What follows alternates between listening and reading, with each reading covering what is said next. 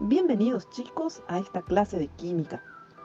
Iniciaremos el desarrollo de nuestro curso de nivelación mencionando un poquito al respecto de nuestro primer contenido. ¿Cuál es nuestro primer contenido? Es la materia.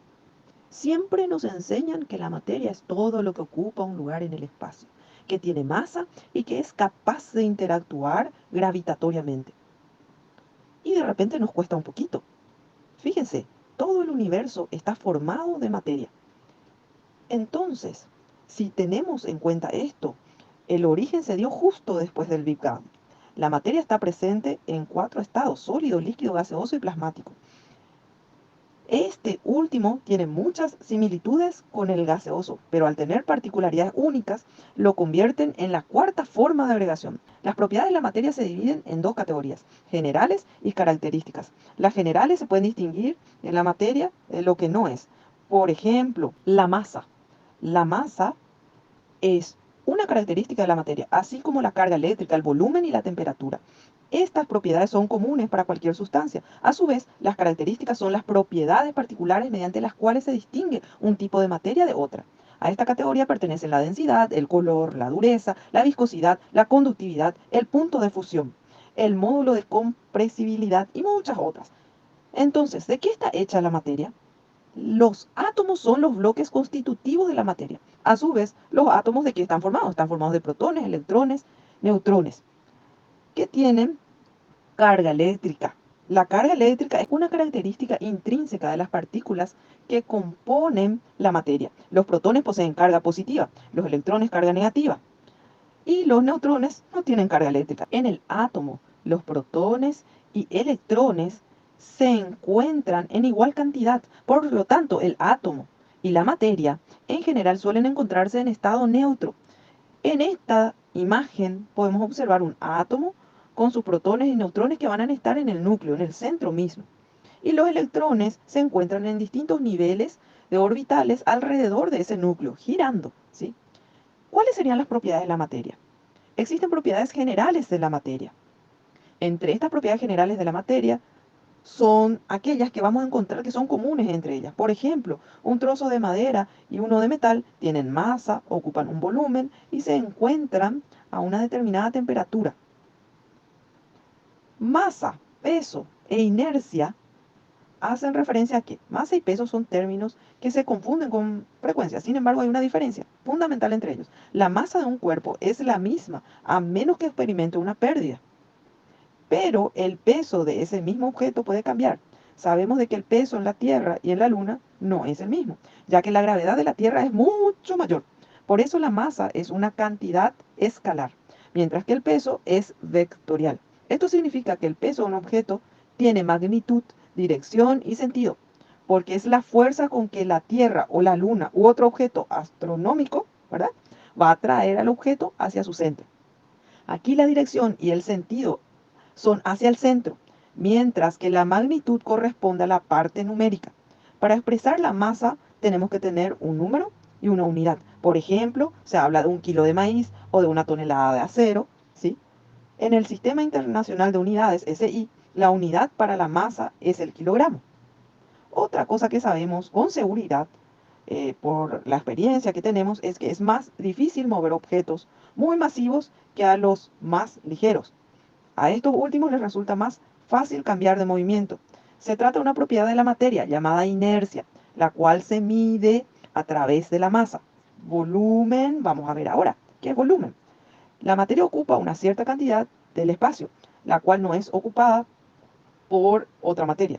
Esta es, por lo tanto, impenetrable, lo cual quiere decir que ofrece resistencia a que otra materia ocupe el mismo lugar. Por ejemplo, al empacar una esponja, el líquido se ubica en los poros de la esponja, sin ocupar el mismo sitio que ella. Lo mismo ocurre con las rocas porosas y fracturadas que contienen petróleo, ¿sí? ¿Qué es la temperatura? Los átomos se organizan en moléculas para darle estructura a la materia, pero una vez logrado, estas partículas no se encuentran en equilibrio estático. Al contrario, tienen un movimiento vibratorio característico que depende, entre otras cosas, de la disposición que tengan.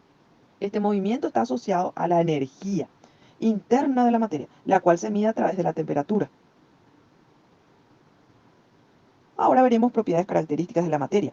Las propiedades características de la materia son numerosas y su estudio contribuye a caracterizar las distintas interacciones que la materia es capaz de establecer. Una de las más importantes es la densidad.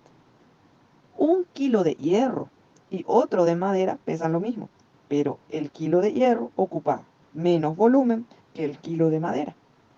La densidad, sin embargo, es la relación entre la masa y el volumen que ocupa. Cada material tiene una densidad que le es característica, si bien no es invariable, ya que la temperatura y por ejemplo, presión pueden ejercer importantes modificaciones. Otra propiedad muy particular es la elasticidad. No todos los materiales tienen el mismo comportamiento cuando se los estira o comprime. Algunos oponen mucha resistencia, otros en cambio son fácilmente deformables. De esta manera tenemos numerosas propiedades de la materia que caracterizan su comportamiento ante infinidad de situaciones. Entonces ahora veremos estados de la materia. La materia se nos presenta en estados de agregación, según sea la fuerza cohesiva entre las partículas que la componen. De esta manera se tienen 4 estados que ocurren de manera natural: sólidos, líquidos, gases, plasma. ¿Qué son los sólidos? La materia en estado sólido tiene una forma muy definida, ya que las partículas constituyentes están altamente cohesionadas. Además tienen una buena respuesta elástica, ya que cuando se deforma la materia en estado sólido, tiende a volver a su estado original. Líquidos. Los líquidos adoptan la forma del recipiente que los contienen, pero aún así poseen un volumen bien definido, ya que las uniones moleculares, si bien más flexibles que en los sólidos, aún brindan suficiente cohesión. Los gases. La materia en estado gaseoso se caracteriza porque sus partículas constituyentes no están unidas con fuerza. De hecho, poseen gran movilidad y por eso los gases carecen de forma y se expanden hasta llenar el volumen del recipiente que los contiene. El plasma. El plasma es materia en estado gaseoso y además ionizada. Ya con anterioridad se había mencionado que por lo general la materia está en estado neutro, pero en el caso del plasma, uno o más electrones se han separado del átomo y lo han dejado con carga neta. Aunque el plasma es el menos familiar de los estados de la materia, lo cierto es que abunda en el universo. Por ejemplo, en la atmósfera exterior de la Tierra existe el plasma, así como en el Sol y en las demás estrellas del cosmos, por ejemplo. En el laboratorio es posible crear plasma calentando un gas hasta que los electrones se separan de los átomos o también bombardeando el gas con radiación de alta energía. Finalmente, vamos a ver algunos ejemplos de materia. Por ejemplo, objetos comunes. Cualquier objeto que está presentado aquí, cualquier objeto está hecho de materia. Un libro, una silla, una mesa, la madera, el vidrio. Y aquí quedamos en un concepto, material elemental.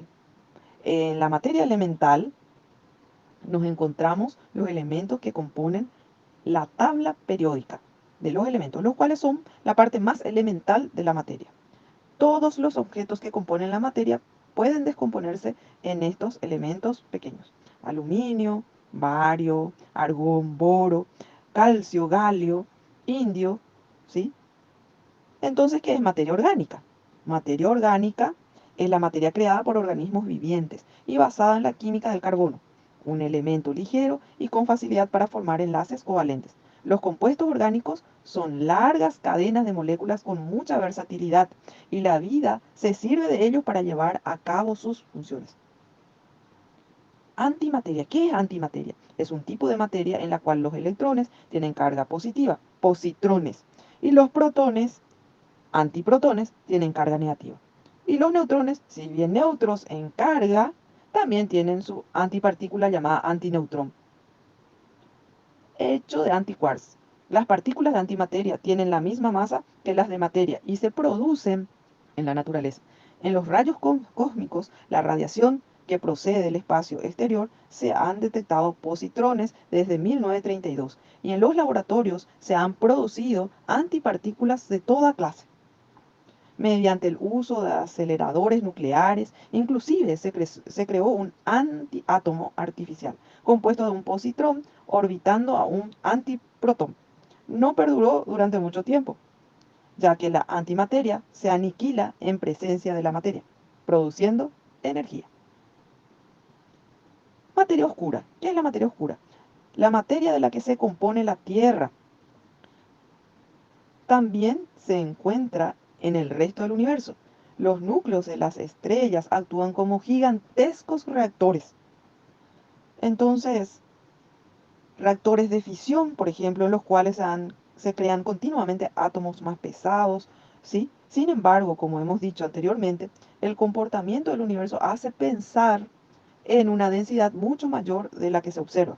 La explicación puede estar en un tipo de materia que no se ve, pero que produce unos efectos que sí se pueden observar y que se traducen en fuerzas gravitatorias más intensas de lo que produce la densidad de materia observable. Se cree que la materia y la energía oscura forman hasta un 90% del universo. La primera aportando un 25% del total. Así pues, tan solo un 10% de materia ordinaria y el resto sería energía oscura, que estaría distribuida en forma homogénea por todo el universo. Muy bien, hasta aquí llegamos, chicos. Más adelante estaremos profundizando este contenido en nuestra videoconferencia. Hasta pronto.